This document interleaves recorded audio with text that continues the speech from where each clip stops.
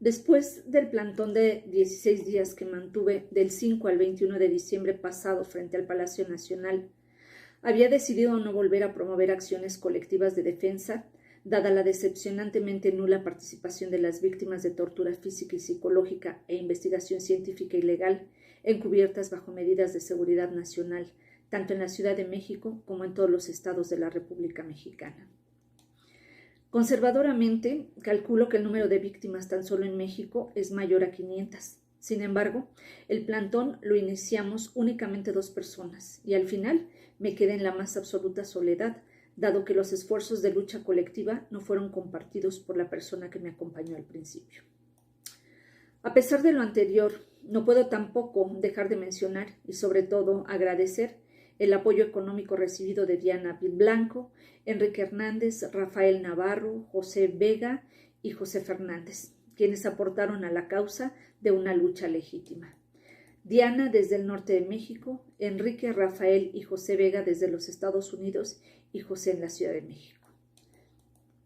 De entonces a la fecha, me alejé del activismo y me dediqué a dar seguimiento a mis denuncias penales interpuestas por el delito de abuso de autoridad en la Ciudad de México y por delitos diversos cometidos por mis vecinos en el Estado de México, las cuales mantengo vivas a pesar de la enorme corrupción que permite el abuso del que somos objeto todos los que nos encontramos sometidos a tortura física y psicológica con la complicidad de las autoridades de todos los niveles y bajo el manto encubridor de la seguridad nacional.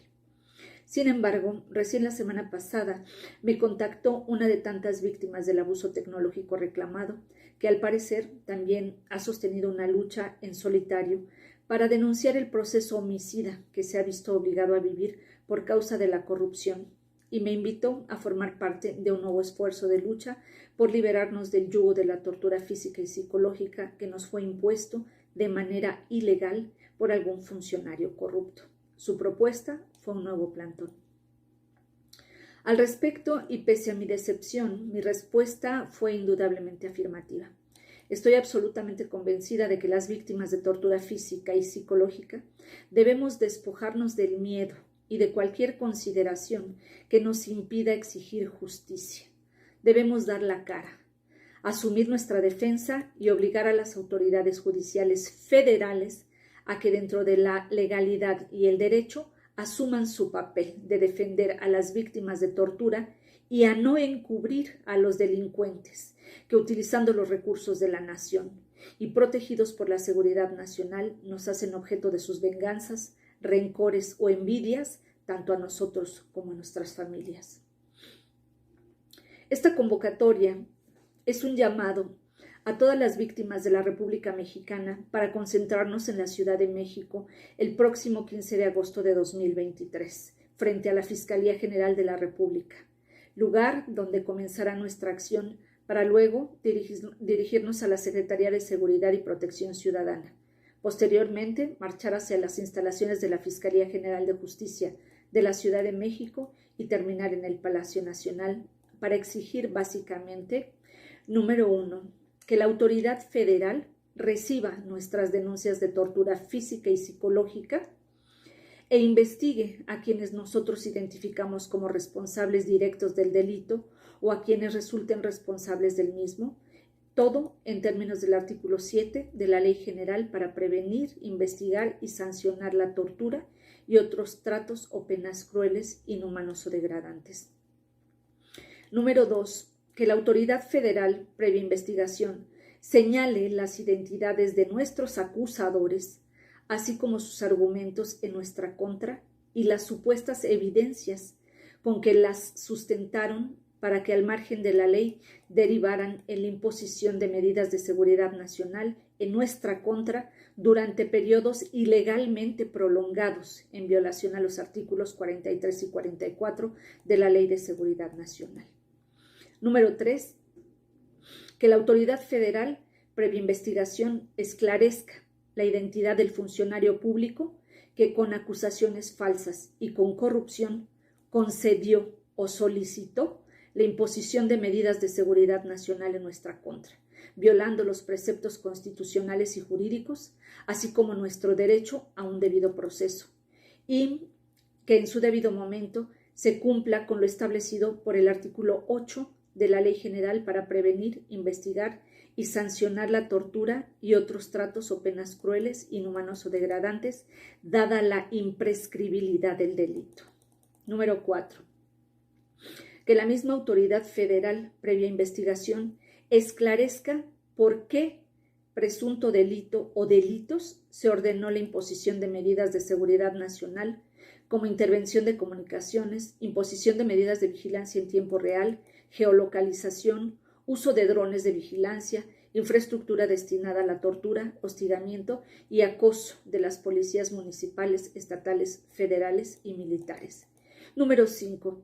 Que la autoridad federal, previa investigación, ejerza acción penal en contra de las personas involucradas en los actos terroristas de nuestros entornos sociales vecinales, encargados de la posesión y manipulación de dispositivos, aplicaciones y técnicas de tortura física y psicológica.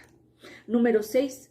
Que en todos los casos se respeten la ley y los tratados internacionales para la investigación y castigo de los hechos constitutivos del delito de tortura en nuestro agravio y de todos los que se deriven o configuren de la investigación correspondiente.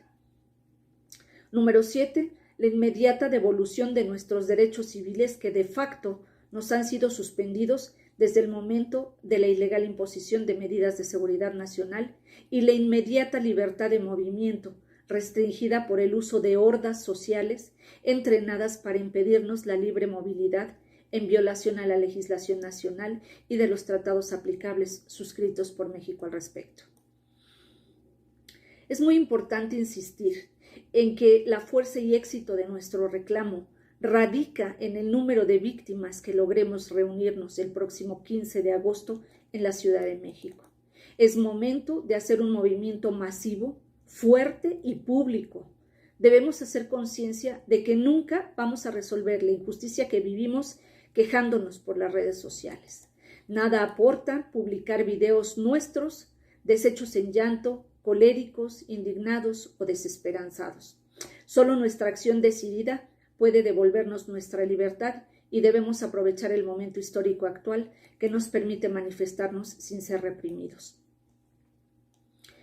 Por otra parte, debemos tener claro y dejar aún más claro a la autoridad que nuestra intención no es impedir la investigación científica, a pesar de que se esté llevando a cabo sin respetar las normas éticas que rigen la investigación médica, biológica y militar en todo el mundo, puesto que reconocemos nuestras limitaciones y sabemos que ningún poder humano logrará impedir su avance a costa de lo que sea.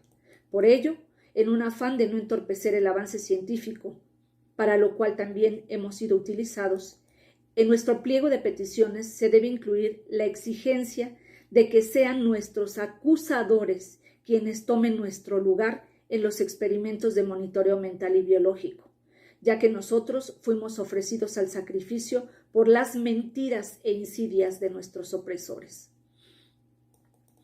En todos los estados de la República hay víctimas de tortura física y psicológica, todas las cuales somos capaces de formar un contingente que por su número obligue a las autoridades a atendernos y a los medios de comunicación a escucharnos. No participar es permitir que sigamos siendo vejados, subyugados, torturados y finalmente asesinados bajo nuestro más absoluto silencio y sufriendo el más cruel dolor físico y emocional que nadie haya experimentado jamás. No pongamos pretextos. Si hay que ahorrar, ahorremos para poder viajar. Si hay que pedir prestado, hagámoslo. El objetivo lo vale. Si tenemos que encargar a nuestros hijos, encarguémoslo con gente de nuestra confianza. Si tenemos trabajo, pidamos días de vacaciones, pero hagamos un esfuerzo por concentrarnos en la Ciudad de México el próximo 15 de agosto y reclamemos juntos nuestro derecho a que nos devuelvan nuestra vida y que aquellos que nos robaron tantos años de nuestra existencia sean procesados y condenados por los delitos de tortura, terrorismo y los que se deriven de sus ilegales acciones. Por último, les aconsejo hacer a un lado las teorías de conspiración que se han utilizado para intentar explicar la fenomenología que nos afecta. Dejemos de hablar de Soros, de los Rockefeller, del estado profundo y sobre todo de los ovnis. Reclamemos con lucidez los delitos de los que somos objeto y que están previstos en el Código Penal Federal y en los códigos locales. Si queremos credibilidad, expresémonos con coherencia, cordura y claridad intelectual para evitar ser descalificados como es costumbre. Muchas gracias a todos por su atención.